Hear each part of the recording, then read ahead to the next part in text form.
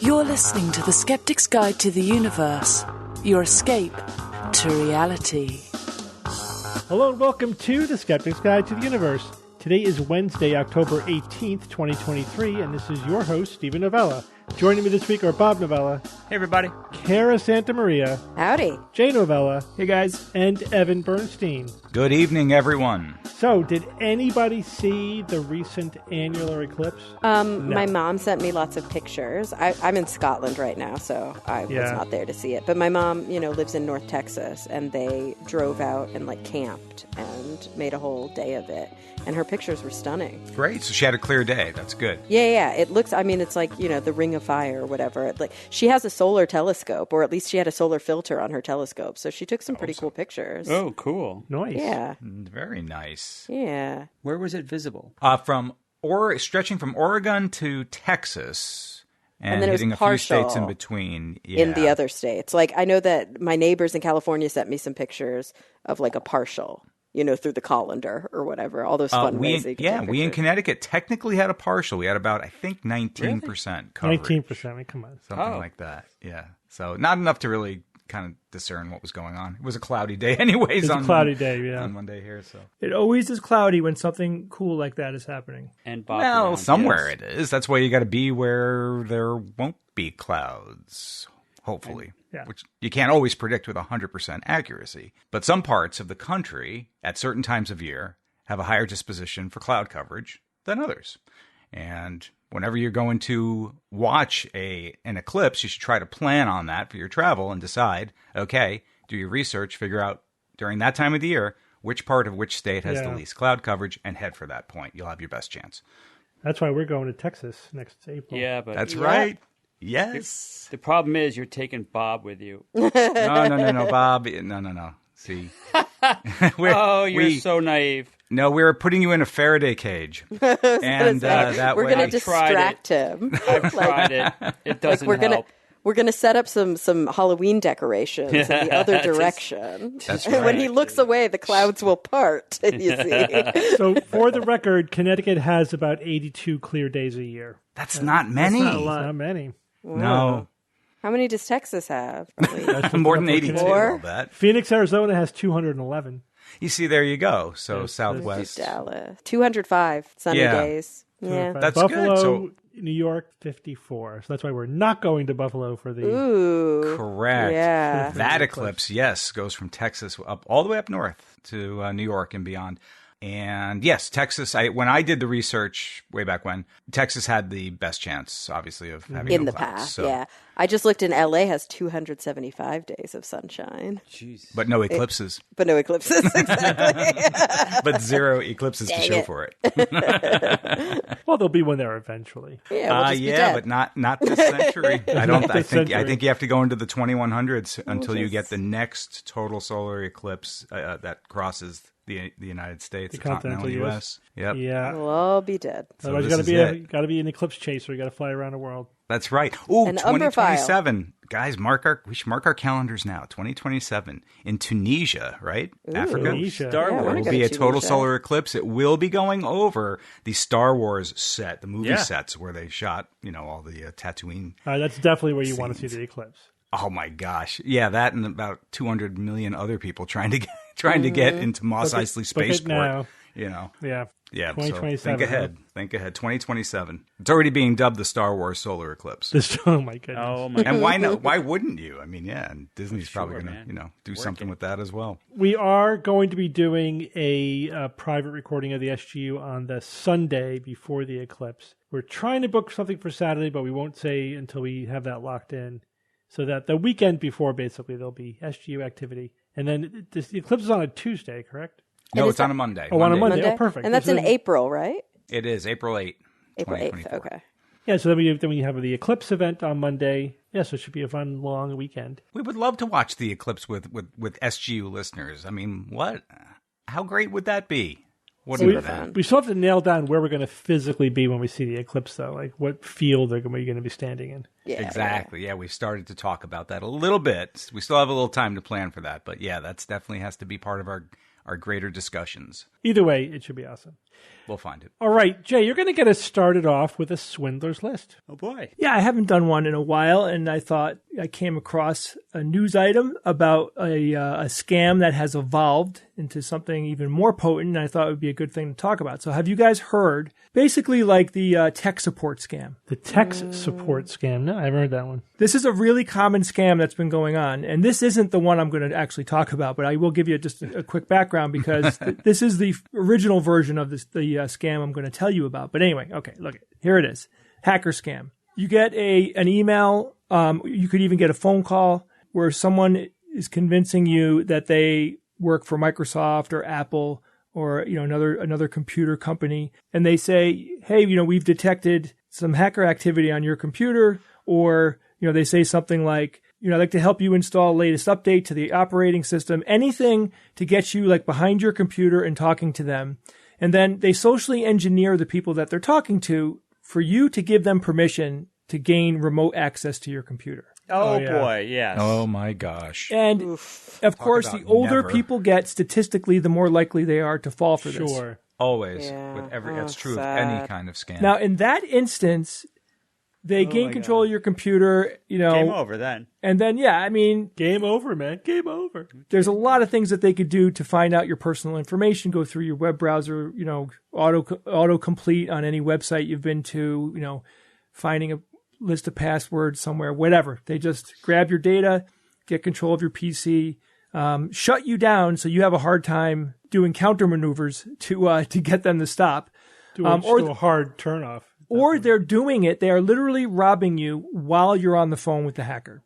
So you don't even, it's happening like right then, right? Okay, that's probably like the worst case scenario of that. But this scam has evolved into something called the phantom hacker. Now, this scam also targets senior citizens. The background is the tech support scam, but what they do with this one is they take it a step further.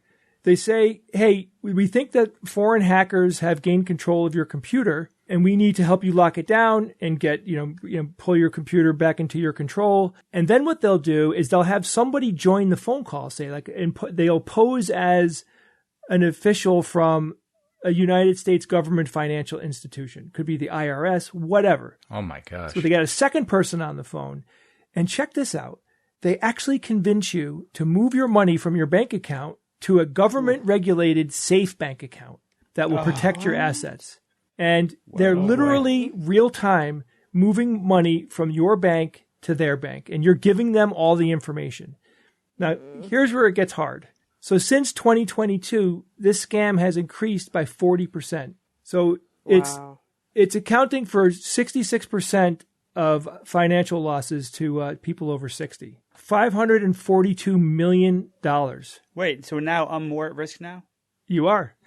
Yes, you are, Bob. So just in this year, from January to June of this year, there was about 19,000 victims of this scam, and they were able to pull $542 million away from those people. There's been 33,000 complaints sent in to the FBI, and a total losses, I think, since 2022, $807 million.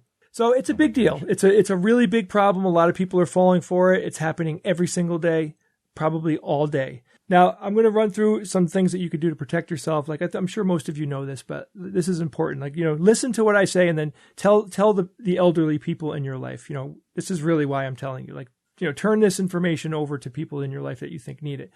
Don't click on any unsolicited computer pop-ups or links.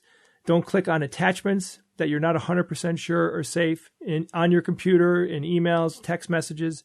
Just don't touch and don't click anything you're not 100% sure you can trust. Don't contact any phone numbers that were provided in a pop-up or a text or an email telling you to call for any kind of assistance. Don't do that. Absolutely don't download software at all upon the request of another individual unless you are 100% sure it's a trusted source. And that's the problem. I mean, most of the time, people from legitimate companies are not going to ask you to do any of these things. Don't let an unknown person who contacted you have control of your computer, right? Just straight up. Just don't let someone you don't know gain control of your computer under any circumstance. I think a good rule of thumb is if somebody contacts you, if they reach out to you, that's when you should be most skeptical. When you reach out to someone else, then it's less likely to be problematic. Yeah, I think the problem is that older people are getting socially engineered, so they're getting coaxed into a relaxed state, where they trust the person that they're talking to, and then they just start whatever things that were stopping them or that they were using to protect themselves are no longer in play. So in the end, like you're right, Bob, you can't trust anybody that you don't know. If somebody's contacting you, it's probably not legit. Yeah, just never interact with somebody who contacts you. That's like the key thing. That's I don't the key care thing. what their story is. I don't care what they say. And if you think it might be legitimate, first of all, you're wrong. But even still, if you think it might be legitimate, then what you do, like if someone says, we're from the IRS and you need to give us all your money, then you should say, okay, who are you?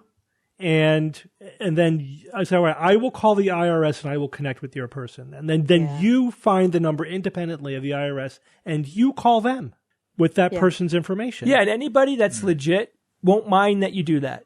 Right, exactly. If they're like trying to convince you, then that's the big red flag. One time somebody contacted me claiming to be from my credit card company and they were looking for information. And I said, I don't give information out when somebody calls me. And their suggestion was, okay, well, I'll give you a number and you can call me back. Wow. No, I don't think so. Yeah. What a thought. Okay, I'll call call the number you right that's back printed on the back of my credit card. Yeah.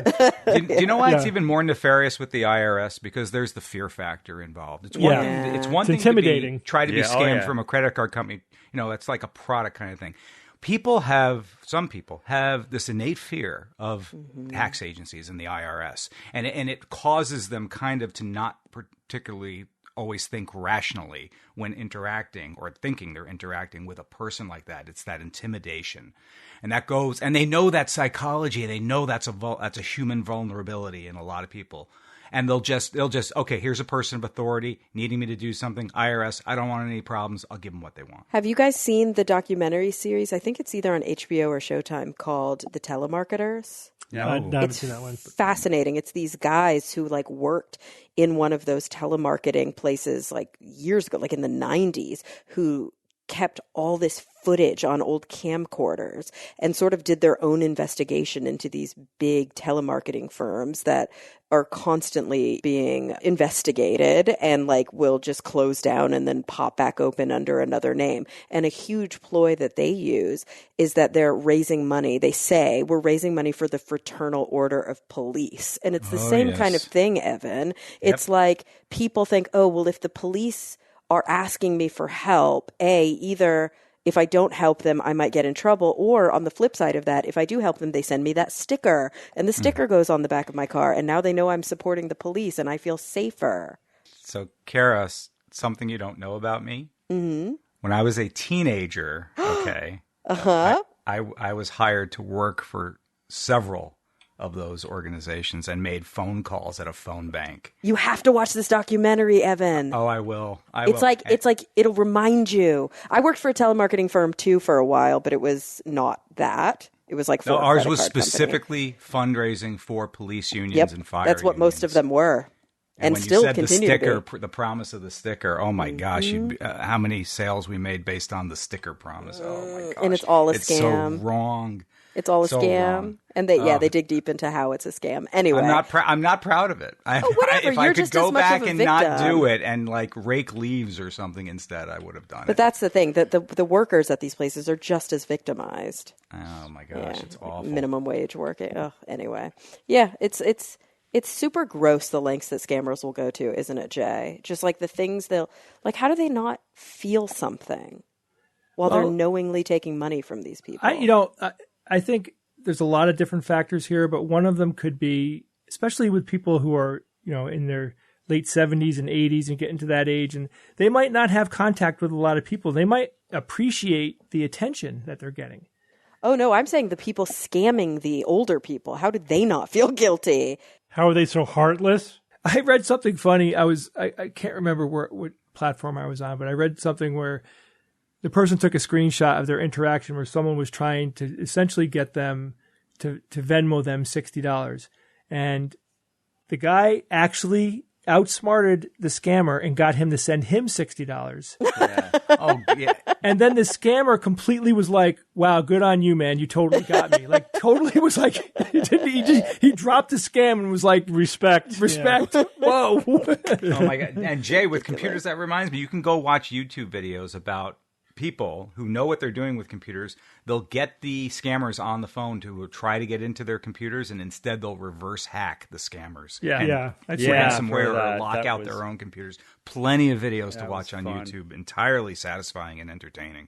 All right. Thank you, Jay. Guys, I'm going to give you a quick update on self-driving cars. We haven't talked about it in a while. Remember this, Oh, boy. back in the late 2010s, 2015, 2016, it seemed like fully self-driving cars were right around the corner. Yeah. There were Yeah, probably within this this decade. pretty mature Early hype there. 2020s.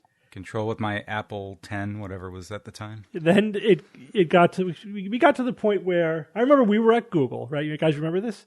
And they were bragging about their Google self-driving car. Mm-hmm. They used to mark its progress in terms of interventions per mile. Like how many times does the person behind the wheel have to intervene to keep the car on the road per mile? But now they were marking it as miles per intervention. They were going way longer between interventions. So it seemed like they were making rapid progress, and we're almost there. But that last 5% has turned out to be exceedingly difficult. Oh, shocker. But still, yeah. But it doesn't mean it's never going to happen, just that it was going to take longer than we thought. And the question is, well, how much Right. longer? And that's hard to predict. I bought into it. Even I'm familiar with the last 5% rule. Yeah. And I was like, damn, man, this looks good. This looks really good. I'm like, oh, crap. It hit again. Then the hype, but then the hype goes away, and then with Sans hype, it happens anyway, just a little bit later than we thought. I saw a news item. I was like, oh, where are we with this? So there's two companies, Cruise and Waymo, that actually are providing not just self-driving cars, but driverless cars. So there is no one behind the wheel. They are approved in San Francisco, just in one city, though their Cruise has pending approval in Seattle and Washington, D.C.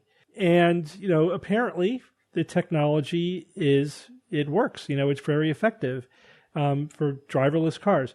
So here is the news item that triggered me to take a fresh look at it was a investigation into two accidents by Cruise in San Francisco. Right, two driverless cars got into accidents. They hit pedestrians. In the first case, the pedestrian was jaywalking. Right, they were walking against the green light, and the Cruise controlled car slowed down, but did not slow down all the way, and the investigation found that it hit the pedestrian at 1.4 miles per hour. No serious injury. The second one, a car with a human driver hit a pedestrian and threw them in front of a Cruise car. Then, again, slammed on the brakes, but could not stop in time and hit the pedestrian. Those were the two cases. Hardly seem like the fault of the driverless car. So it wasn't really a failure of the driverless not car. egregious at all. It was just that they were unable to prevent an accident that was somebody else's fault. Well, of course, these are just anecdotes, but these were just the two that were under investigation. Now, Cruise, the company, which is a subsidiary of GM, they've been keeping their own statistics, which they started publishing after they crossed 1 million driver miles, and then now they have several million miles of statistics, tracking how well their cars are doing. They also are gathering statistics independently rather than relying upon government statistics for total traffic accidents in the zone, the San Francisco zone where their cars are operating. Because they said they didn't really have access to those statistics, and you can't just use averages because they wanted to compare apples to apples. How are cars with human drivers doing in this zone versus the Cruise cars in this zone? And again, this is by their statistics, so take that for what it's worth. They claim 54% fewer collisions with the driverless versus human driver cars. 92% fewer collisions as the primary cause, meaning they were the primary cause of the accident, and 72% fewer collisions with risk of serious injury. So basically they're claiming we're safer than human drivers. Ooh. So that, that's interesting that we're at that point, but keep in mind a couple of things. So we talked a little bit about this, but let me refresh your memory. The Society for Automotive Engineers, SAE, has their autonomous driving scale from L0 to L5. Right, 0, 1, and 2 are basically driver assist, where there's always somebody behind the wheel, but they provide different levels of driver assistance, like pulling your car back into the lane or warning you or whatever. Level 3 is the first one where the driver's not holding onto the wheel, right? You're not assisting a driver, the car is driving. Mm-hmm. And then level 4, the car is driving. It's still in limited conditions, but the driver is allowed to not pay attention, right? Level 3, the car's driving, but you have to be paying attention all times. Level 4 is the car's driving, you don't have to be paying attention. And level 5 is driverless cars in all conditions. So driverless cars are by definition L4 because there's nobody behind the wheel. But they're limited in the conditions in which they're allowed to drive. So they can't drive in all conditions at all times. At first, they were only given approval to drive at night, and then that expanded to during the day and at night, but it's only during, I think, good road conditions. Like they are not allowed to do that in adverse weather conditions. So that, if driving in all conditions again would be a level 5. So we're basically already at level 4 in terms of self-driving cars, which is the driverless car level. So from this point, it's just a matter of incremental improvements, right? There's really no more milestones to get over. It's just a matter of there'll be an increasing number of locations and conditions in which driverless cars will be allowed to operate until we get to true level 5, which is no restrictions. So when will we hit level 5? Who knows? We could still be a decade away or 2 decades away. But we are now seeing level 4, full driverless cars, and it's only going to be incrementally increased from this point forward. The other thing to keep in mind, though, is that the level of autonomous driving is partly legal. It's not 100% technical, but especially when you go from like L2 to L3. In L3, there are times when the car is totally in control, and that means if there's an accident, the manufacturer is responsible, not the driver. And so some cars don't want an L3 designation. They want L2. They basically want to pause at L2 because that's where they have no responsibility, for any accidents that may occur. And some cars are like marketed as L2 plus. They're like, we're really better than L2, but we're officially legally L2. We don't want to have the L3 designation where the car is driving, because then they're responsible. Cruise and Waymo are already past that point, so now it's just incrementally advances from this point forward. Can you buy your own? I don't know. I don't know if these could be personally owned. Interesting. So it's proprietary technology just for these companies. Yeah, they have the technology and they're using it for their own service. If you see the picture of the car, they have extra doodads on the top, right? They have sensors on the top of the car. It doesn't look like a regular car because in order to have this extra level of performance, of self-driving performance, you need more cameras and sensors, et cetera. Right. So you can tell, that it's a self-driving car just by looking at it. Doesn't look like a regular car. It doesn't look like a Tesla or something. Yeah, so interesting. I was surprised that we were that far along. Yeah. A little bit more than what I thought. Yeah, cool. All right, Kara. Yes. Have we finally solved this dead whale mystery?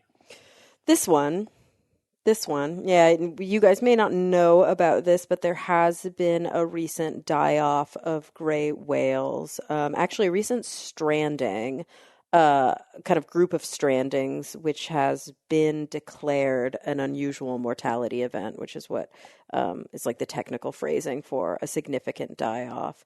And it's been unexplained for many years. I mean, there's been guesses as to why these gray whales have been washing up all along the Pacific coast, basically all the way down from Mexico up to Alaska, since about 2019.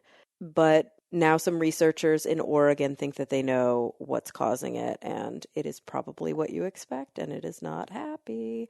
So let's get a little bit of background on this. So we have had die-offs before, a major one in the 1980s and another one in the 1990s, but those only lasted a couple of years. This one has been spanning since around 2019, and just a plummet in the whale population. Something like, I think we've lost like 25% of the gray whales that had been counted. And we're only talking about right now 14,500 whales. That's like the total estimate of how many North Pacific gray whales are in existence. The really cool whales, so they're baleen whales. They actually migrate 12,000 miles. They go all the way from Mexico, where they give birth, up to the Arctic to feed.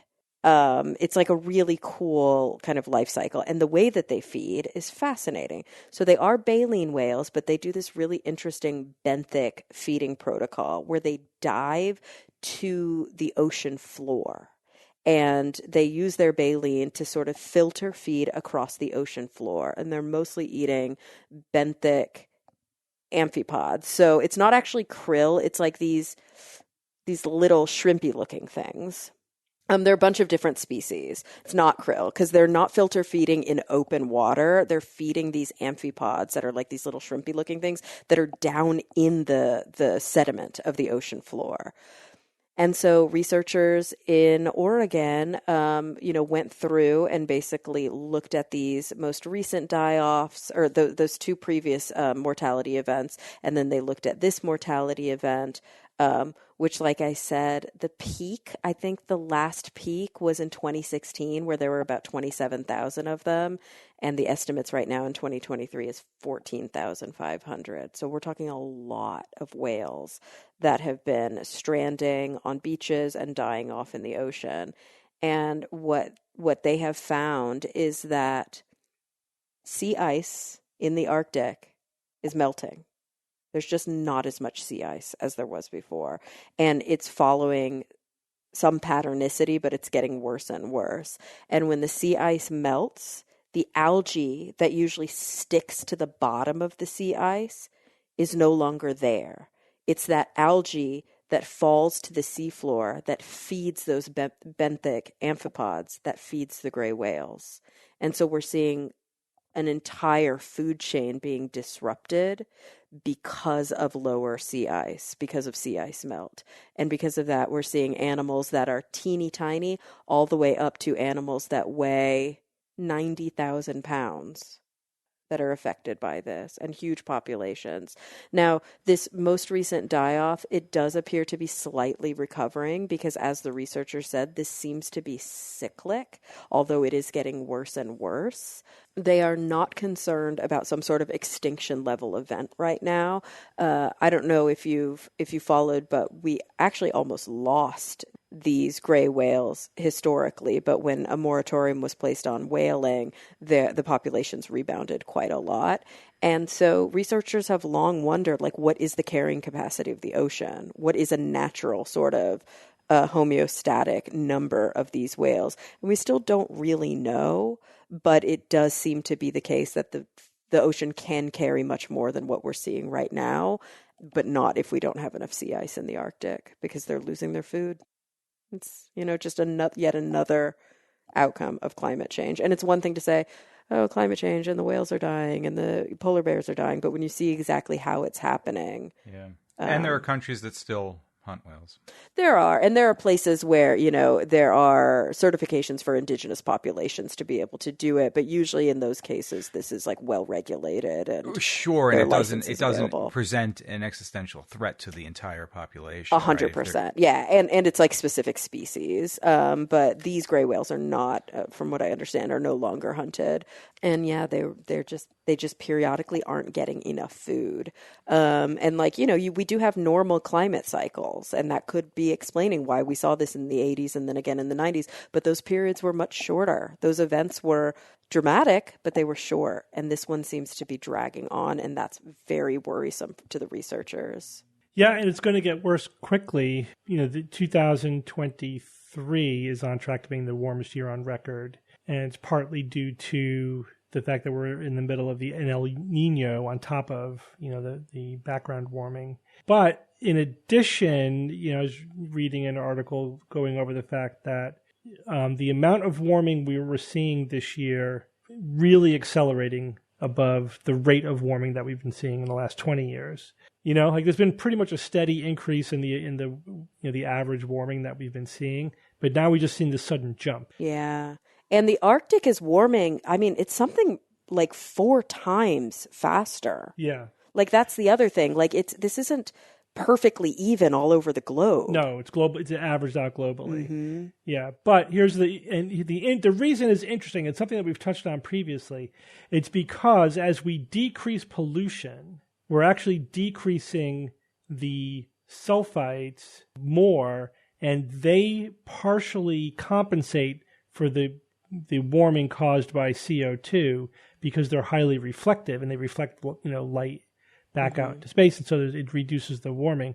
And so now we're basically unmasking the true warming of CO2 without this partial cover from the particulate pollution. So by getting essentially cleaner pollution, it exacerbates the problem. We're seeing the it's runaway actually problem. short term. It's exacerbating the problem. That may be why we're seeing this compounded warming. Very. It's interesting that it's so important to not just think about the immediate effects, but the sort of curve of those effects. And it was one little note with the whales that I noticed when I was digging deep into it that I didn't mention is that when the researchers followed this cycle, the whales actually seem to do better first and then they do worse. And that's because immediately after all of the ice melts, a bunch of stuff falls to the seafloor and they actually get like a richer feeding source. But then that completely dries up because now there's no more ice to harbor that algae, and so there's no more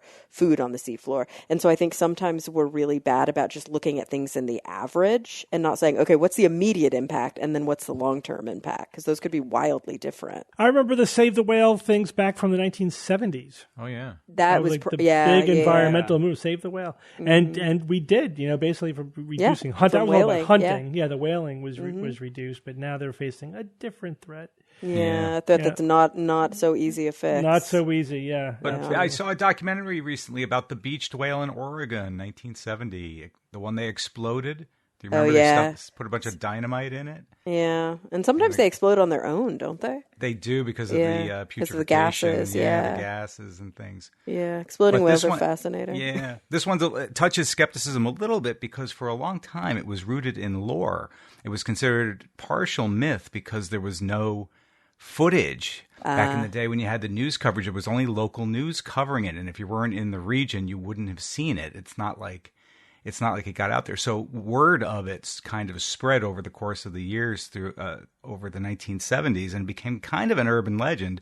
They went back to try to find the footage. They couldn't find it for 20 or 25 years until they did find the footage. Like of the actual one, the one that they actually dynamited? Of the blast, yeah. So for for 20 years or so, it was considered to some level an urban legend. So it touches skepticism a little bit there. Yeah. The Florence whale, it's called. I just looked it up. Oh, gosh. All right, Jay, tell us about another, unfortunately, climate change related item. Tell us about filtering wildfire air, like pollution from wildfires. Yes. So, Steve, we had a hell of a summer here because not only was it hot and wet, but there were really bad fires, like these forest fires going on in Canada, like almost the entire summer.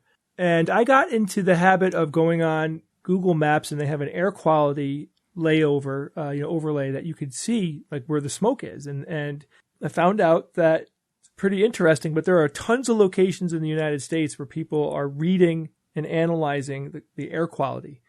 And that data gets fed in to Google Maps, and you could see it. You could see the distribution of data points throughout the United States. And green means it's safe, and yellow means it's not good, and red means it's bad. So we had a lot of days where the smoke was bad, and that smoke gets into your house as well, right? It was awful. It was like, I've never experienced it in my lifetime. Yeah, nothing like as bad this. As this summer. Nothing even close to this. And it didn't have that campfire smell. It had that chemical. Yeah, it did have a chemical smell to it. It was awful. It actually hurt to breathe to go out a few days.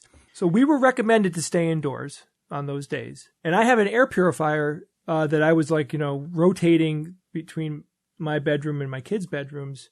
And I also, at some point, reviewed my furnace's air filter. And in the United States, there's a MERV rating, right? The MERV rating basically means like how small of a particulate can the filter catch. So you need to use, like for smoke, just so you know, you need 11 or higher. I recommend 13 because 13 can block viruses and bacteria as well as smoke particles. And in different countries, there's different ratings, but basically you get the ones that can block viruses and bacteria, and you got really good filtration then. So a recent study that was conducted by Delphine Farmer, she's a professor of chemistry at Colorado State University, and she did a study on wildfire smoke and its impact on home air quality. And the study revealed that just filtering out smoke particles is not enough. There's other stuff to worry about. So along with the smoke, there's harmful gases that can pose long-term risks to health. And these gases can enter buildings and remain trapped within the freaking walls, on the floors, all over different surfaces in the house for extended periods of time. And it's a problem because what do you do about that, right? You're not just filtering the air. Like you have stuff that's stuck to surfaces that isn't floating in the air. It's stuck to surfaces, right? Smoke particles will quickly settle in the indoors too once they get in. And then there's these other gases called volatile organic compounds, or VOCs. And the VOCs behave differently than smoke particles. So when the air quality is bad due to smoke, now initially the house absorbs the smoke and the VOCs, and they, like I said, they attach to surfaces and they go everywhere and into everything. And later when the air quality improves, the house will gradually release these VOCs back into the indoor environment, right? So let's say that you air out your house.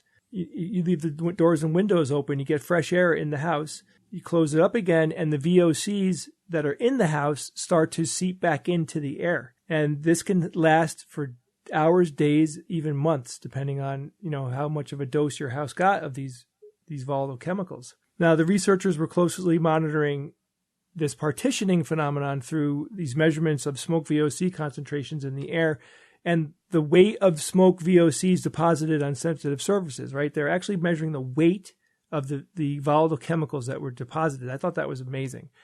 Now, the reason why this is important is VOCs can include well-known carcinogens. Of course they do, right?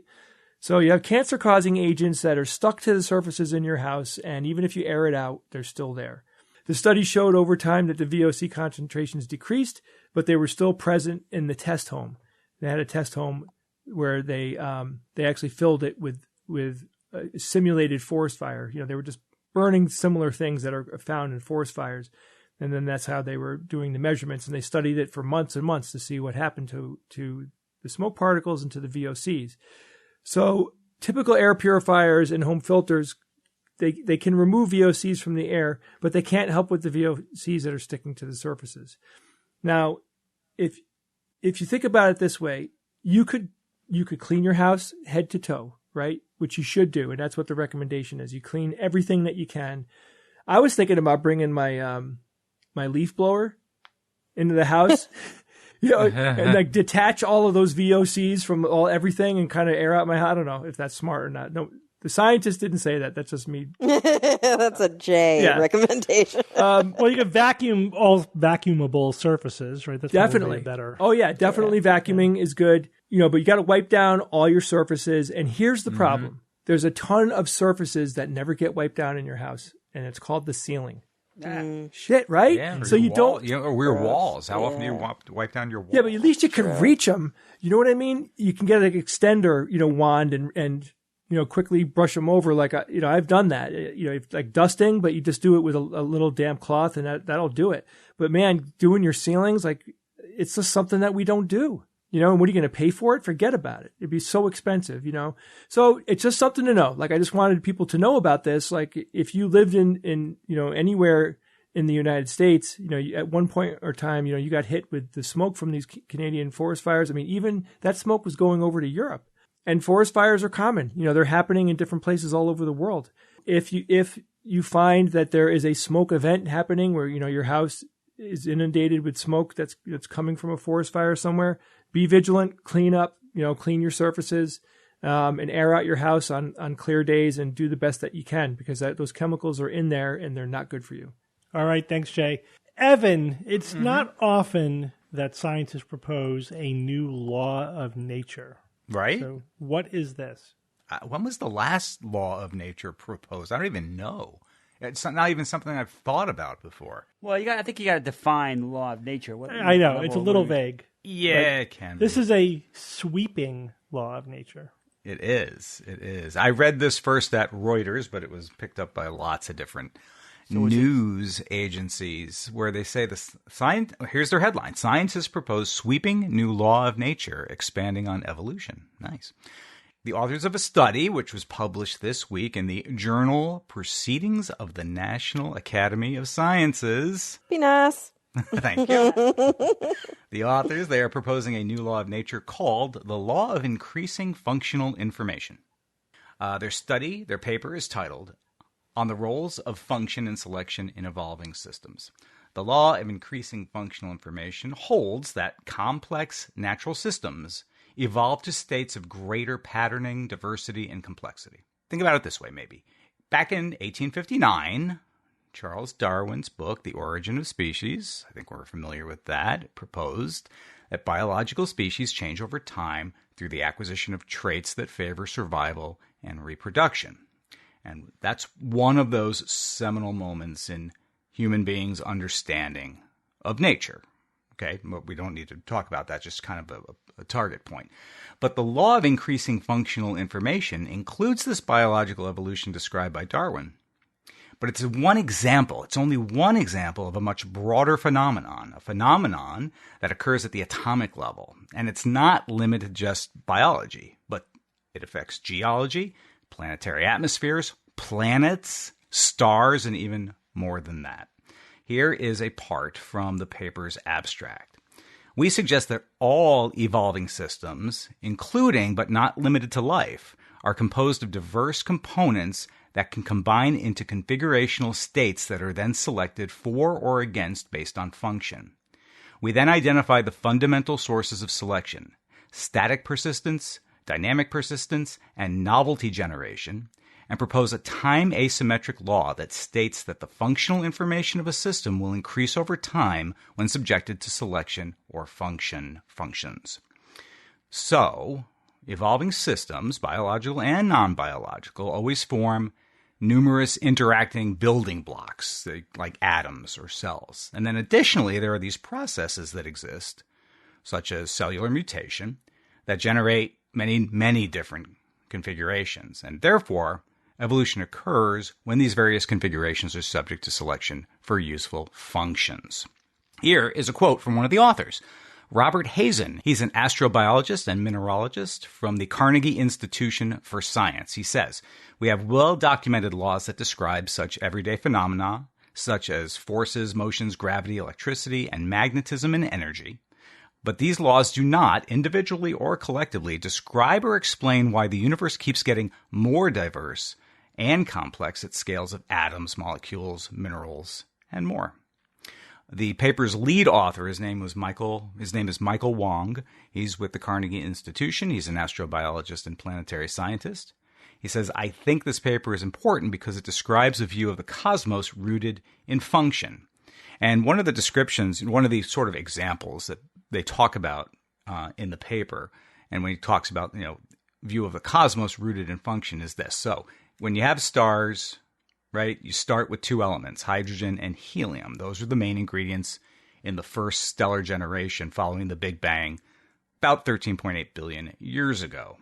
Then the first generation stars, you have your thermonuclear fusion. At their cores, they forged about 20 heavier elements such as carbon, nitrogen, and oxygen. They get blasted into space when they explode at the end of their life cycles.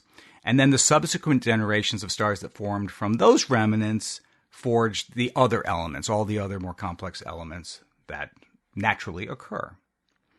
Another co-author from the paper, Jonathan Lunine, chair of Cornell University's astronomy department. The significance of formulating such a law is that it provides a new perspective on why the diverse systems that make up the cosmos evolve the way they do, and may allow predictions about how unfamiliar systems, like the organic chemistry on Saturn's moon Titan, develop over time. Generally speaking, having read about this, the main question, I think, is a new law really necessary? Did you think the same thing? Well, you have to think beyond biology to think that this is necessary. You know what I mean? Because I think it's easier for us to understand like how this is working in organic evolution and biological evolution. But I do think they're onto something because they say it doesn't have to be alive. Any system that is subjective to these dynamic changes over time, where there's any kind of feedback in terms of function, like any kind of functional feedback, will spontaneously increase information over time. I think is, on a basic level is true and something that is not surprising or really new. You know what I mean? Like, yeah, we know that the universe evolved and, even before biological evolution. It's also a pretty swift kick in the teeth to intelligent design. That's for sure. Yeah, because it is basically saying that, complex systems spontaneously developed increased complexity and information over time, which again is true, Mm-hmm. The fact that I guess up till now has there not been a suggestion that a law needs to sort of be put into canon in a sense? It's a building block, right? Sort of establishing, conceptually this phenomenon. I think the next step is going to be to add some mathematical teeth to it. To say that mathematically, this is how things tend to evolve over time, if that's even possible. Well, when I see the word function, I think math immediately. Yeah. And what in this is testable, I guess, is another question. Yeah, big question.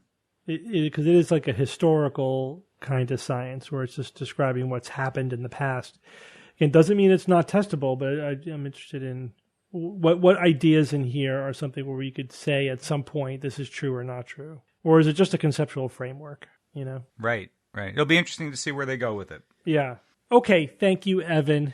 All right, Bob, I guess we're starting your Halloween-themed news items already. Tell us what we've learned about the quote-unquote real Count Dracula. Ooh. Yeah, I've been saving this one for a little while. It's medieval Vlad the Impaler is in the news relatively recently. One of the inspirations for our modern Dracula. Modern tools. Huh? Who did he impale now? Modern tools, for the first time, have sensitively probed artifacts that Vlad actually touched to see what could be learned about this non-immortal. Researchers Maria Gaetana Giovanna Pitala, Antonella Di Francesco, and Anna Maria Cucina et al. Now reporting in ACS's Analytical Chemistry. So first off, who was this Vlad dude? Right? Most people know probably two things about him. That he was an inspiration for Stoker's Dracula, and that he liked to impale people. That's basically the two things that a lot of people know. But there's a lot. And he had a tremendous singing voice, I understand. Yes, that too. But here's a few more things. His official title was Vlad III, Voivode of Wallachia. Voivode was like a duke. He ruled Wallachia, now Romania, 3 separate times in the 15th century. TransylvaniaWorld.com describes him like this. Vlad was a well-known, intelligent, elegant, and educated Romanian lord. Vlad the Impaler was an important leader from medieval Europe who, during his reign, stopped the advancement of the Ottoman Empire towards Western Europe. He certainly did his share of killing. Some put the total at 80,000 people, which is kind of impressive in the 1400s. Many were impaled which of course gave him one of his more famous names, Vlad the Impaler. Since he's Vlad III, his dad was, of course, Vlad II, and he ruled before him. He was also a high member of a chivalric order called the Order of the Dragon. The badge that denotes that order was shaped like a dragon, as you might expect, and all that dragon stuff gave rise to the sobriquet, or a nickname. It's a good word I just threw out there for you guys. Yeah, it's a great word. He had a nickname for the dad. The dad's nickname was Vlad Dracul, which you may have actually even heard in the context of vampires. Vlad Dracul, Dracul meaning dragon in Hungarian. Vlad III, the son, Vlad the Impaler, would then be known as Vlad Draculea or Vlad Dracula, which means son of Dracul. So that's where Dracula comes. Dracula is it's not a real name. It's because of this order that he was in, and Dracula just means son of the dragon, or son of Dracul. So did this Vladislav Dracula, the impaling voivode of Wallachia III, did this guy actually inspire Stoker's Dracula? And the answer is maybe.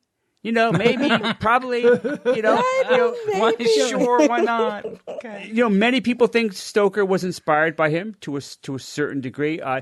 Stoker was certainly exposed to some writings about Vlad the Impaler.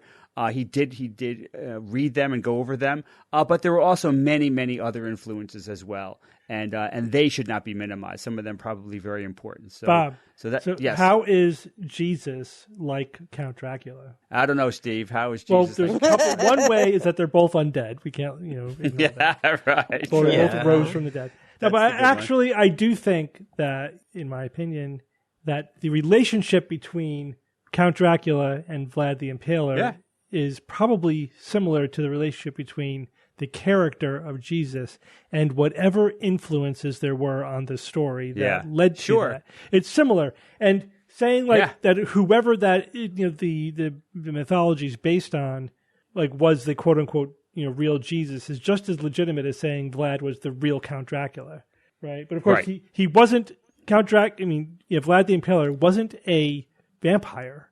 Like the vampire legend where did that come was from? grafted onto this person, right? In a way. Yes. Similarly, supernatural, the legend, the legendary parts of the story of Jesus, the whole raising from the dead and being baptized, and all of those elements all pre-existed. They pre-existed Jesus in many other legends. Yeah. And they were grafted onto something, a local story, probably inspired by multiple individual people. But one of them may have been this guy Jesus of Nazareth. Who knows? Anyway, it's actually it's probably a very similar process. And give it another few hundred years, and we could have a religion of. Oh my God! Right? Yeah, I totally agree. I want to join.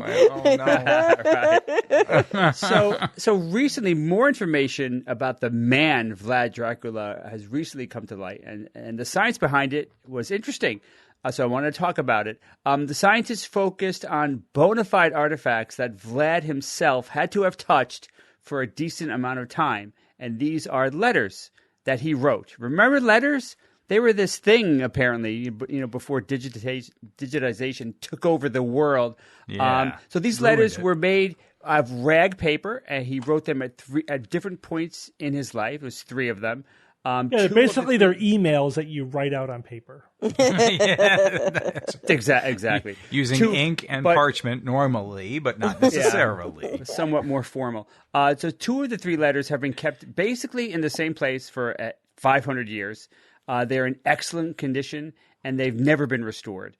The 3rd letter was restored, but serious attempts were made to minimize any types of contamination. And over the generations, nobody could touch these letters. You had to wear gloves, and it was documented, and they've been taking it very, very seriously. So it's not unlikely at all, apparently, that all sorts of proteins and peptide molecules would still be on those letters, molecules from all sorts of sources, some potentially belonging to Vlad himself, which seems like quite a long time for biological molecules, like proteins and peptides to last, but there doesn't seem to be any problem with the longevity of these types of these proteins. So the first step was to use ethyl vinyl acetate, otherwise known as EVA, which many cosplayers will know very, very well. So using EVA and other chemicals, they can very gently harvest the proteins and peptides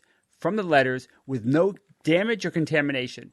And I'm sure the fact that this harvesting was so gentle is basically the only reason that the curators of these letters let the scientists even near the artifacts, because they could, because a lot of experiments and techniques similar to this are very destructive, and of course they would never allow that. So it was really interesting that this EVA technique was just so incredibly gentle that it really was just removing the biological molecules that were not part of the paper. So then from there, once they've harvested these proteins and peptides, then that's where they started using mass spectrometry, and they were using that. They were able to analyze the molecules themselves in detail and compare the sequences of those to those in databases to determine what they were they part of. Peptides are kind of small chains of amino acids, which were basically part of larger proteins, and then more fuller proteins were examined as well. So they found many of them. They found many different proteins and peptides from the environment. They found them from bacteria. They found them from viruses. They found them from fungi. They found them from demons. They found them from insects. Wait, sorry, no, they didn't find any demon proteins. I misspoke there. Not yet.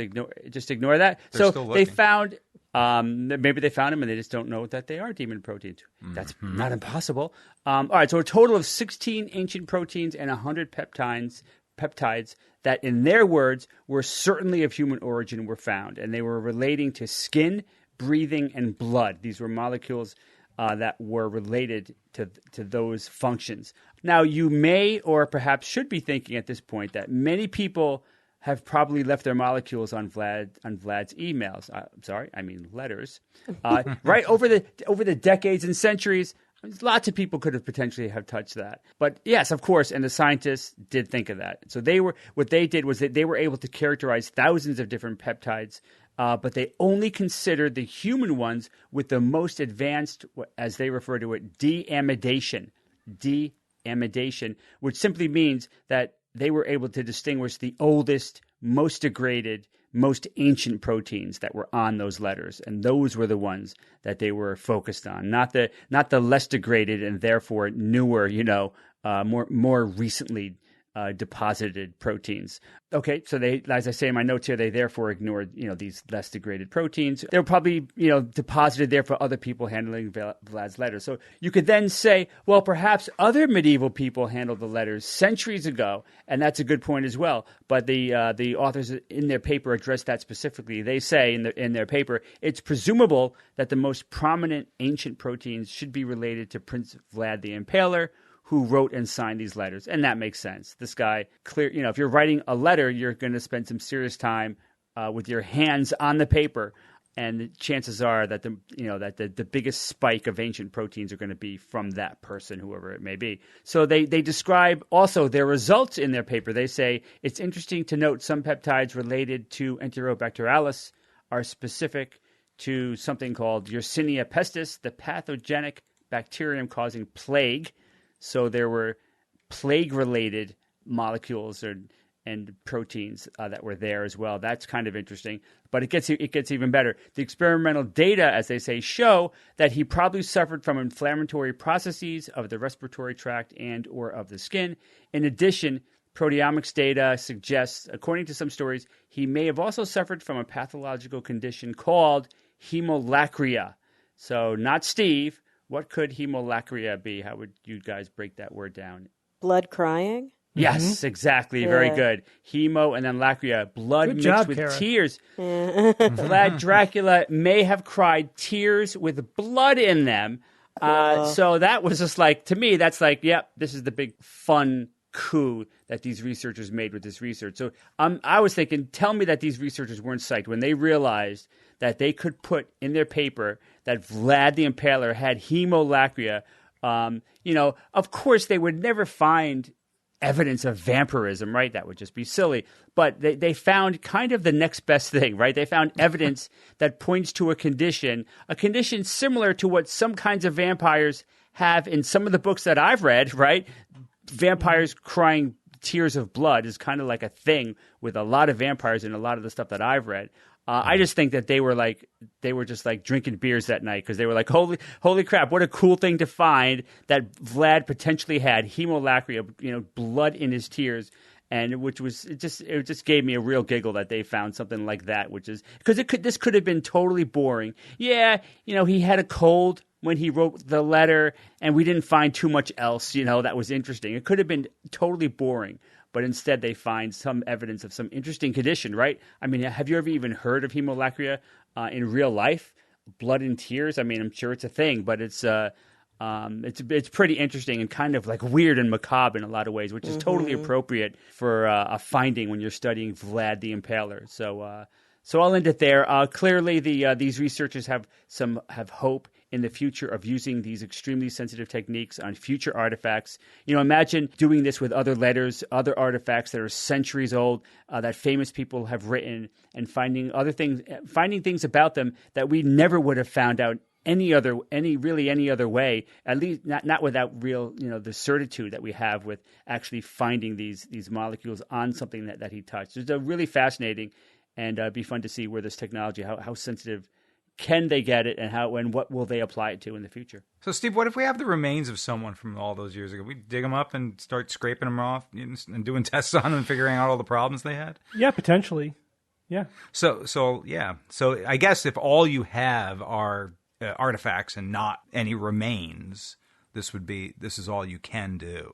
Mm-hmm. But hey, if you can still go to the source, and it's not just finding out what conditions they may have had, because they're being, what they're depositing on these artifacts are also the results of them living in their environment in the 1400s. So, that area of Wallachia in Romania, that was a crossroads of lots of different cultures and armies and things. And you could also learn about the specific environment at that time, because don't forget, they also found bacteria. They found fungi. They found those demon viruses or whatever. They found all these other things, even plant matter, plant molecules and things. So the environment also is deposited there too. So you're learning not just about the person, but the environment that they were in. All right. Thanks, Bob. Jay, it's Who's That Noisy time. All right, guys, last week I played this noisy.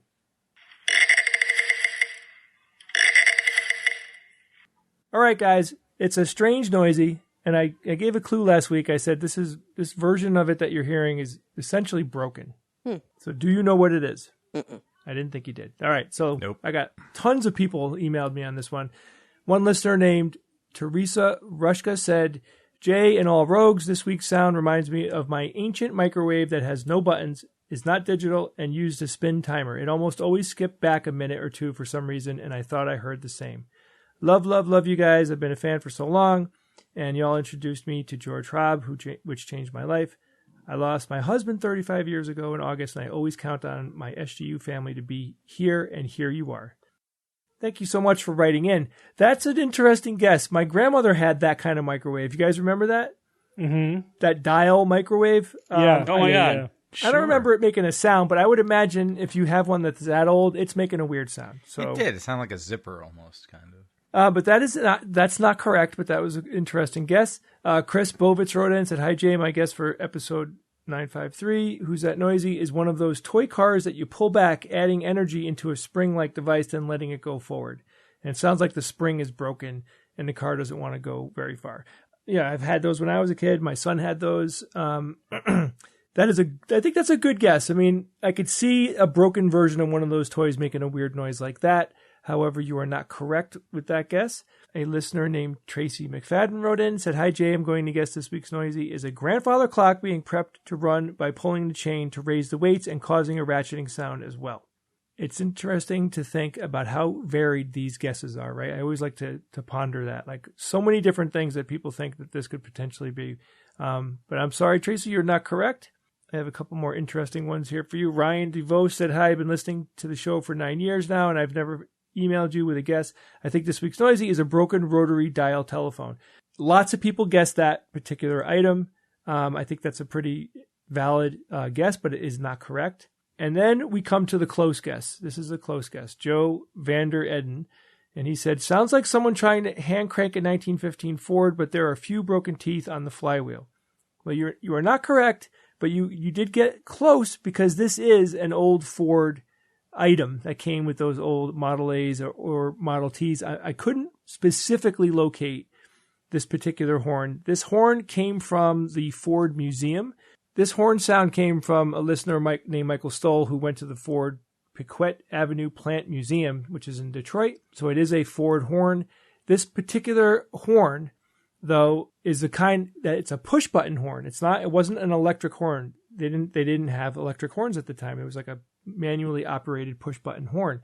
And the person who guessed correctly is Robert Slowinski. And he said, "Hi Jay, it's my first Who's That Noisy guess after 8 years of listening. It sounded to me like a klaxon or a Wooga style car horn with a rotor and stator that we can hear, but a broken speaker cone."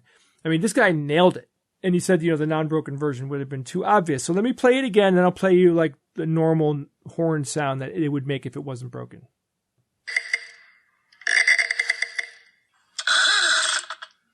You hear that? Mm-hmm. Yeah. It has a very mechanical sound to it, if you think about it. But that was the original horn sound, which is, I think, it's a very annoying and old school sound. It just sounds so old to me. It's the Aruga. Auga, yeah. Auga. Yeah, so I am shocked that somebody actually figured this one out. I thought this one was going to be a no-winner, but good job, man. Robert, you kicked ass. I can't believe you figured that one out. That was great. Guys, I got a new noisy for you this time. This comes from a listener named Zach Kuzmic.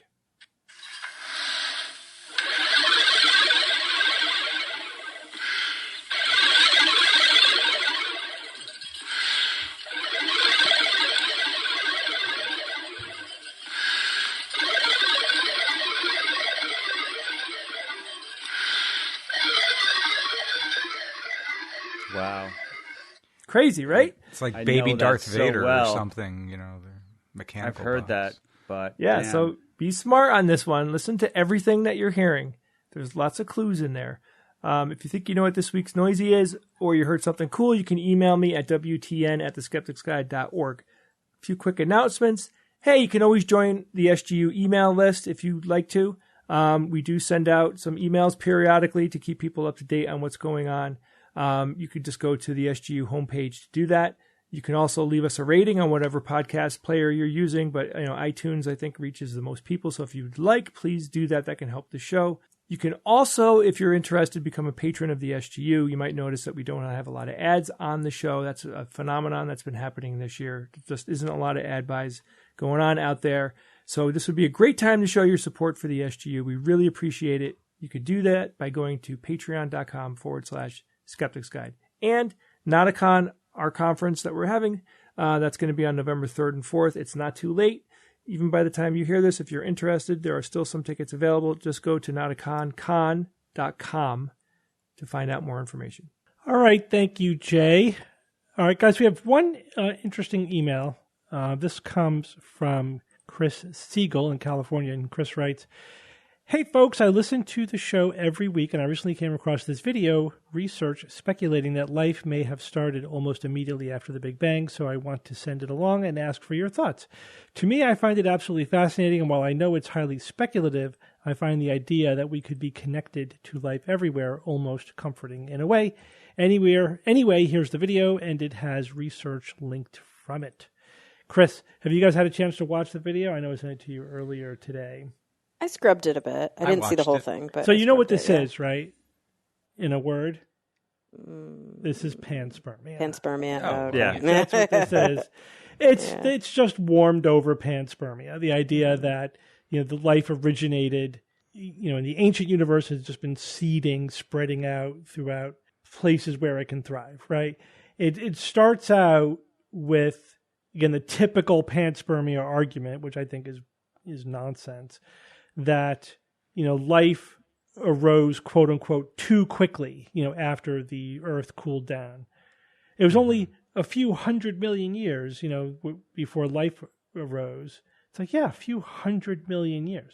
I know it's not a long time geologically, like compared to the billions of the Earth, but it's not insignificant. It's enough time that we could say that some processes could have created cells, over a few 100 million years. It's not such a mystery that we have to hypothesize that life seeded the Earth, rather than forming spontaneously on the Earth. It also needs to be said that there's zero evidence for panspermia, so I think speculative is being generous. But the other piece that they talk about is the idea that life could have arisen very soon after the Big Bang, and because after the Big Bang, the universe was very hot, and then it cooled down, and now it's cooled down to just 2.7 Kelvin. So therefore, at some point, the whole universe was the temperature of liquid water, right?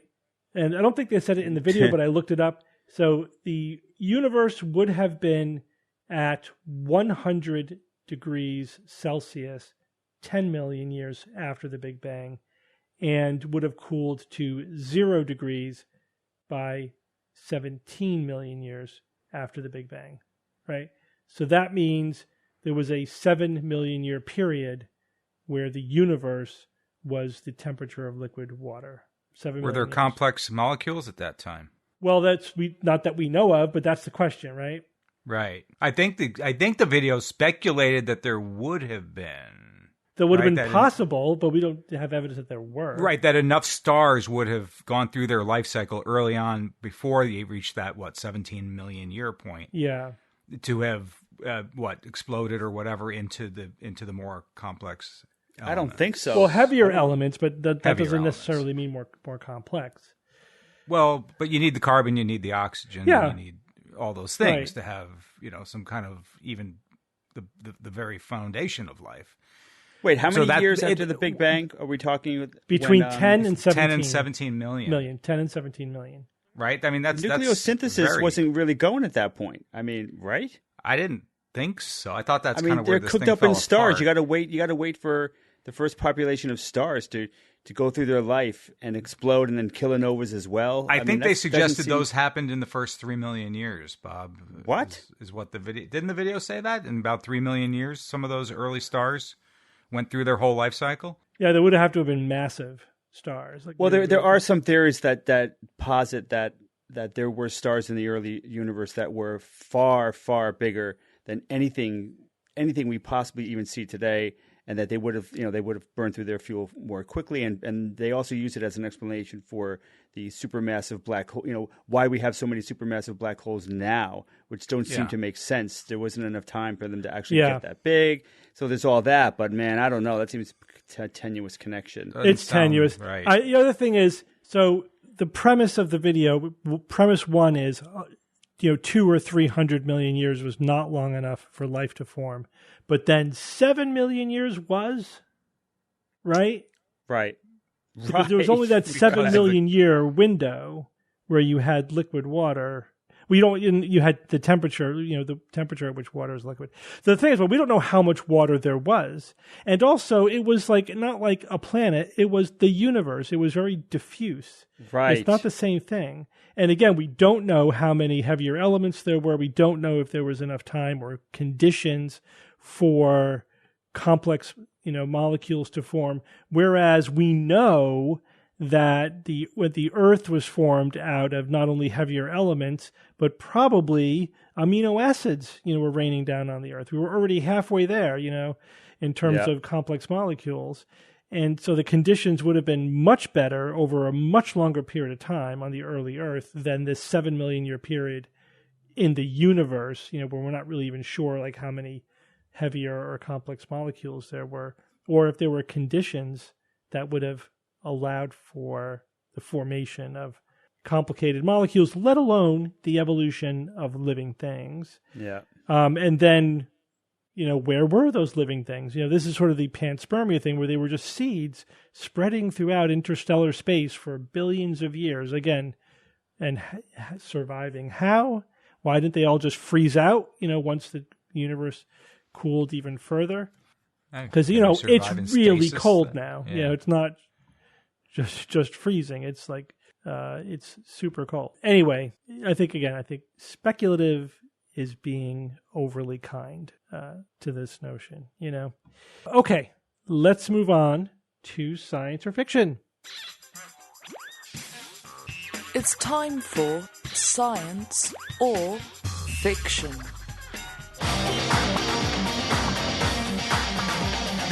Each week I come up with 3 science news items or facts, 2 real, 1 fake, and then I challenge my panel of skeptics to tell me which one is the fake. There's a theme this week, although it's still just 3 news items. They happen to have clustered within a theme.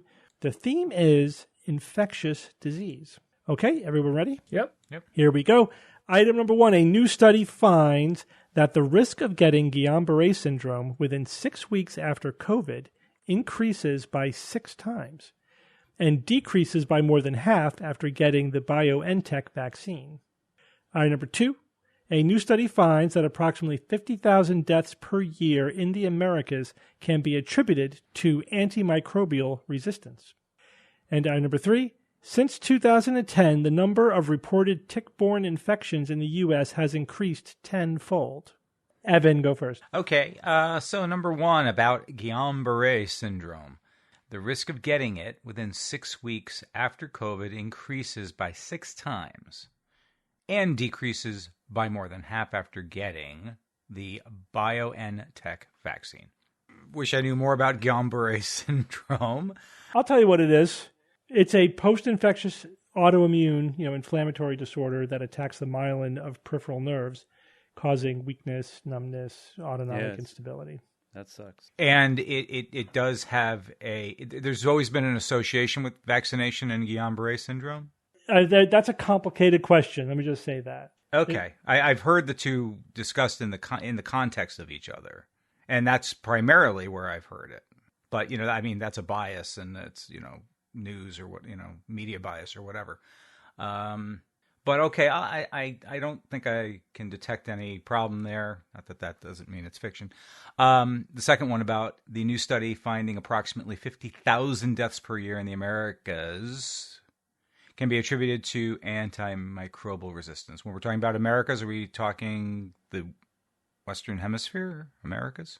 Right. Okay. 50,000 deaths per year. I'm surprised it's not higher. So I suppose, I don't know. Shouldn't it seem higher? I mean, that's a lot of people. And boy, higher why? I'm sorry? Not your turn, Bob. Antimicrobial resistance. We've been talking about that for a long time. And the problem that it has been and continues to be. I'm just surprised it's only 50,000, so maybe that one's fiction. The last one here, though, since 2010, the number of reported tick-borne infections in the U.S. has increased tenfold. This one I'm kind of having, I think, a real problem with. There have been programs and things, I think, to help mitigate tick-borne infections, treatments and other things technologies I think that have become available, in which you would think in the time where those preventive measures weren't available prior to that, how could it be a tenfold increase? Wouldn't it be a tenfold decrease? So I'll say that one's the fiction, the tick one. Okay, Jay. I don't know. The one that's sticking out to me is the second one. The new study finds approximately 50,000 deaths per year in the Americas can be attributed to antimicrobial resistance. I mean, that seems I don't know. I agreed with what you said. That number seems crazy low. It seems low, yeah. But until I read the third one, it was like, I'm going to go with that one. I'm going to say that the 50,000 number is not correct. All right, Bob. I mean, that seems like, at first blush, that seemed like a lot. Because, sure, there are, there is increasing resistance to antibiotics. And we've been talking about it for years about it could be bad. And it absolutely can be bad. And it's scary. But how many times, how often do you come across somebody that says, oh, no, I have an infection and no antibiotics work on me at all? I've never met anybody. To me, that's not something that is necessarily happening a lot right now. It's just the risk in the future is so scary that, entering an age when antibiotics doesn't help, where a scratch can kill you. That's what's scary. So that seemed like is a lot. The risk versus hazard argument, kind of? No, it just seems like that we're early in the stages of there's still a lot of antibiotics that work. That there's only pockets of there's only some microbes, there's only some infections that are like resistant to all antibiotics. So typically, or most often, you will have some antibiotic available that will help, even if it needs to be like you need to go to the hospital and get an antibiotic drip. It's got to and you got to be on this for a while. Sure, it just seems like a lot, but then again, it says the Americas. And that's like what? Over 1 billion people? So 50,000 people compared to 1 billion. All right, that makes that number not as big to me anymore because that's a lot. It's not like just the United States. It's like more than twice that population in the Americas, I would say. So I don't know. It still seems like a lot. Maybe people are dying, in South America a lot, in some of the poorer countries in South America because they don't have access to even mid-range antibiotics. So maybe that's the answer there. Maybe that's the reason. And it's not just like so it's more of a problem with people that just don't have access to the best antibiotics. So the other two, the Guillain-Barré and the tick-borne stuff, they both can be fine. That makes sense, and I don't see any red flags in there. But I'm kind of back and forth with this, the antimicrobial resistance. So because I'm so wishy-washy on this one, I'll say that one. I guess I'll agree with these punks and say that that's fiction too. All right, and Kara.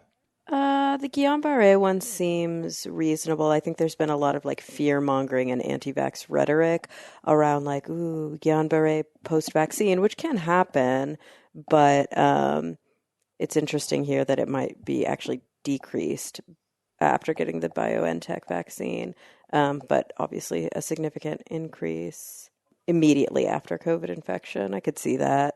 So yeah, between the next two, approximately 50,000 deaths per year in the Americas, antimicrobial resistance. The keywords that stick out to me on this one are Americas, which you flagged, Bob. Mm-hmm. Obviously, we're talking about South and Central America here, where healthcare is all over the place. And also, another keyword to me on this one is antimicrobial. Yeah. Like nobody said antibacterial or antibiotic resistance, That's and true. microbes that can be a lot of other pathogens. Yeah, and so broader? Yeah, it could be antifungal resistance. It could be other pathogens. So, and I think the bulk of that probably is antibiotic resistance. But deaths could be attributed to antibiotic resistance in farm animals. I know we're talking about human deaths here, but to antimicrobial. Like, you remember when the hand cleansers or hand washes were banned several years ago because of the risk of resistance to bugs from people using antibiotic hand soap. So, yeah, that one seems like it probably is a much larger number. The tick-borne infections, tenfold seems high, but I think maybe the trick here is that you wrote tick-borne infections and not just Lyme disease, because there's probably a lot of other. Isn't there that one that like makes you allergic to meat?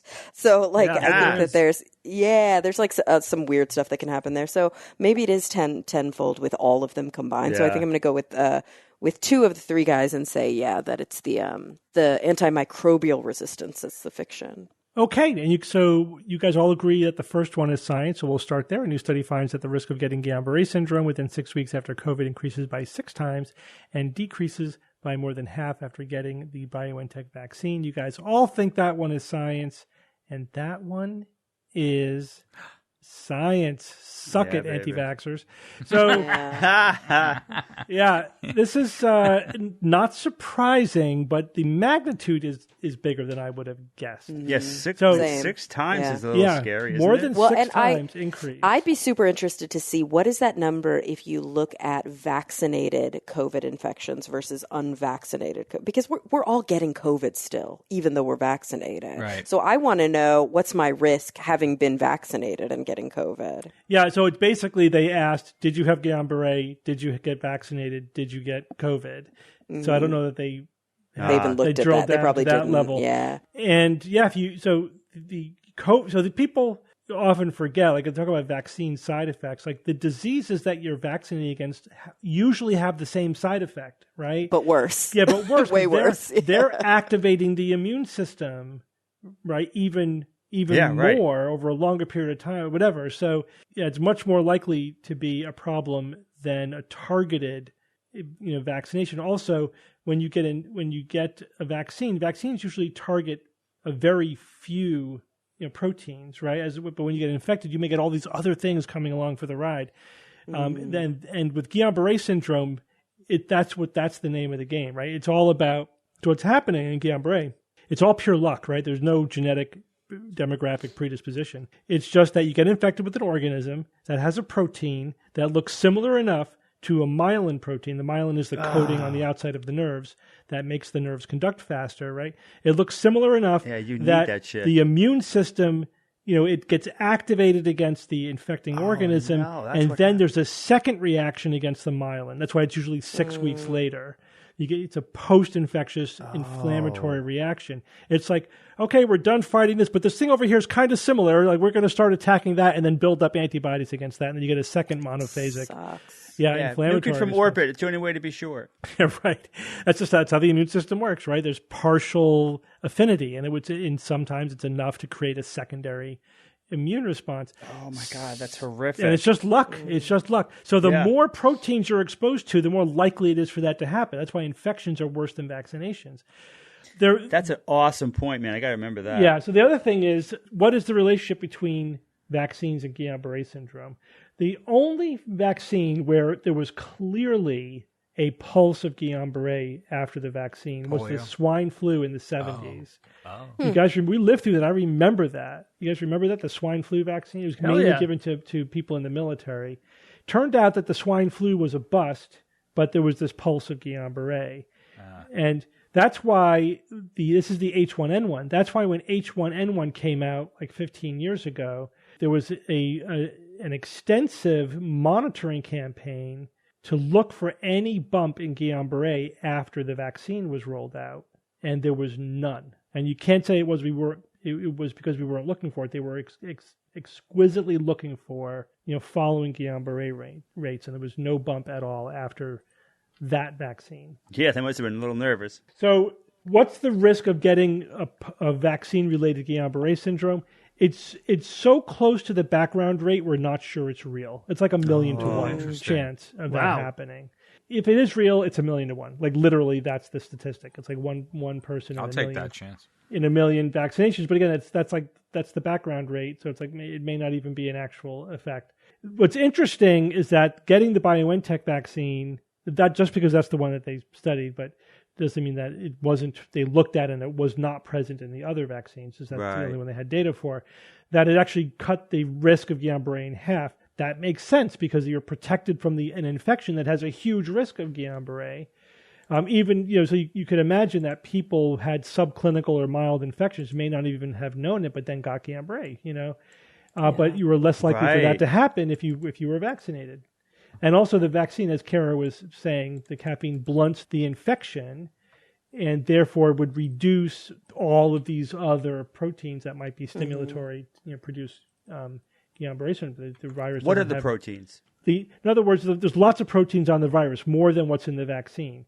So you have, the immunity provided by the vaccine reduces the infection, so it's less of a chance of it stimulating and triggering a Guillain-Barré episode. So that makes sense. And probably less of a chance of it, triggering all sorts of like cytokine-related problems. And immune-related. The complications of COVID are less if you were vaccinated because there's less of an infection, less severe infection. So just COVID happens to be one of those viruses that has a huge affinity for Guillain-Barré syndrome. Yeah. Interesting. Yeah, interesting. All right. God, it's such a nasty virus, isn't it? It really is. It's a very nasty virus. It is a systemic illness. It's very serious. It's way worse than the flu. It really is. Okay, anyway, let's move on. Number 2, a new study finds that approximately 50,000 deaths per year in the Americas can be attributed to antimicrobial resistance. Evan, you think this one is science. Everyone else thinks this one is fiction. And you guys did a good job of sort of keying in on some of the details here, which is what you're supposed to do. So it's like you're thinking of the Americas. So what's the total population of North and South America? And also antimicrobial, not just antibiotic resistance. So it's things other than bacteria as well, including funguses, et cetera, and protozoan. So the question is that figure accurate, or is it higher, or is it lower? So I think you guys, the consensus among those who think this is fiction is that number should be higher. Yeah. Okay, so this one is the fiction. This is the fiction. The number is higher. It's over 500,000. So I did the order. Really? Wow. Yeah, it's over 500,000 deaths per year in the Americas attributed to antimicrobial resistance. This is according to the World Health Organization. A recent study that they did. So yeah, it's a huge and growing problem. And Bob, I think you're thinking of it kind of narrowly. And sort of like from my perspective, I was like a little surprised at what you were saying but then I realized, well, yeah, I work in a hospital. Antimicrobial resistance is a massive problem in hospitals, especially. Yeah. And it can contribute to people dying all the time. You get a serious infection, we can't really fight it well. It's not an all or none, phenomenon. It's like these bugs are resistant to many antibiotics. It makes it harder to treat it. We may still give them antibiotics, have some, activity, but just not enough. But they're already overwhelmed. Like if you get a serious bloodborne infection like sepsis, it's a coin flip. The mortality rate's 50%. That goes way up if what you're septic with is resistant to antibiotics, right? Yeah. So there are people who are in the hospital with a garden variety infection who develop an antibiotic resistant infection from having ports and IVs. Plus, the hospital is just colonized with super resistant bacteria. There was a study not too long ago where they looked at like dust on the floor in a hospital, and it had antibiotics on it. So it's just there. You know what I mean? It's like the dust. So much is dispensed in that building. Even no matter how clean we try to be, it's just everywhere. All right, let's go on to number 3. Since 2010, the number of reported tick-borne infections in the U.S. has increased tenfold. That is science. That is huge. What do you think the number is? Again, you could say it's a reporting bias because I specifically said it was how many are being reported. Maybe we're tracking it better, and that may be playing a role. But there is a genuine increase in the number of tick-borne illnesses. The estimated number in the U.S., there are over 400,000 cases per year of tick-borne illnesses. Back before 2010, there was only in the 40s, like 48,000 in 2013, even less, in 2010. Why has it gotten out of control like that? That's a good question. So there's multiple reasons. So one reason is sort of a good thing, and that is that we have been reforesting a lot of areas over the last 100 years. We don't necessarily realize it ourselves, but like around 1900, we had deforested a lot of the United States for farmland. Oh yeah, at one point Connecticut was 70% deforested. That's right, that, guys? And it's been thoroughly reforested. Right, and there's more trees now than 300 years ago. I think. Yeah, yep. And along with trees comes the ticks, deer, leaves. Deer populations are out of control. Yes, and along with deer comes deer ticks. Yeah. Ticks, yeah. So that's Those one. bastards. That's one vector, if you will. More trees, more deer ticks. So we kill the deer. That's how we do it. Well, we gotta bring in the mountain lions, have them eat all the deer. I've hit 3 of them, so I'm helping. Well, that's a reason why we talked about this. Like they're actually saying, it's not such a bad thing if mountain lions move east.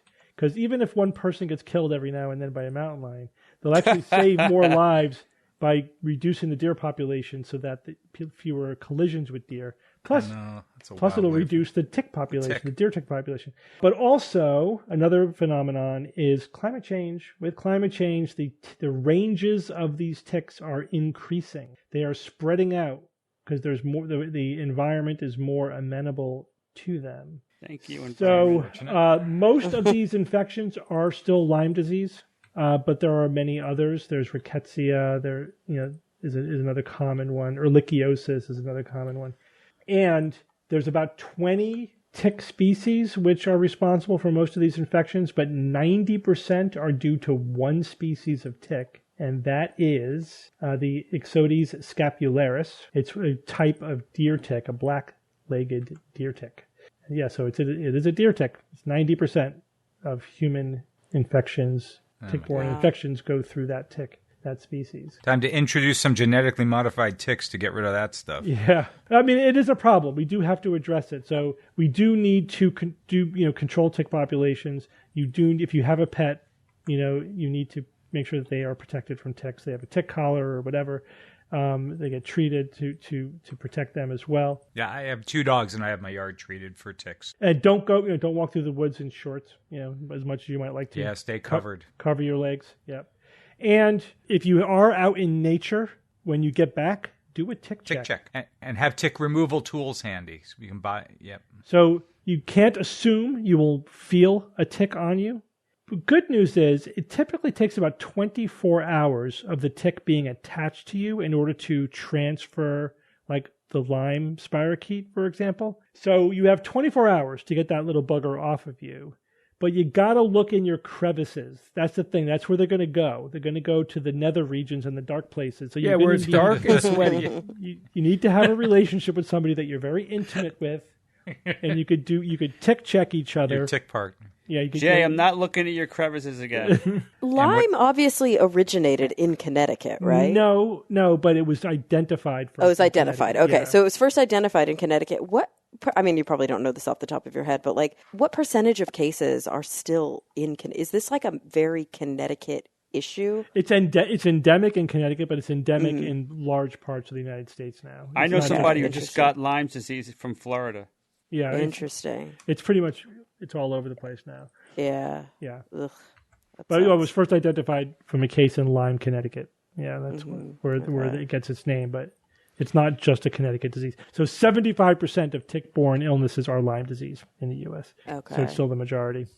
But it's still mostly in the northeast area, right? I don't even think that's true anymore. Really? Okay. Yeah, so the black-legged tick, it's basically the Mississippi East. But it's definitely spread over time. It includes half of Texas and basically a line north there.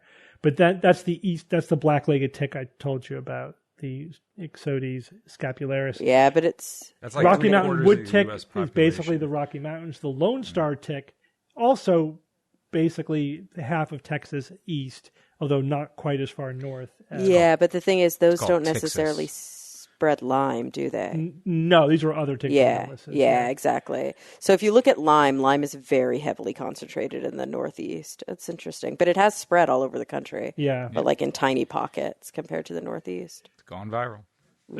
Yeah, exactly. Although it is a bacterium. Okay, but gone microbial.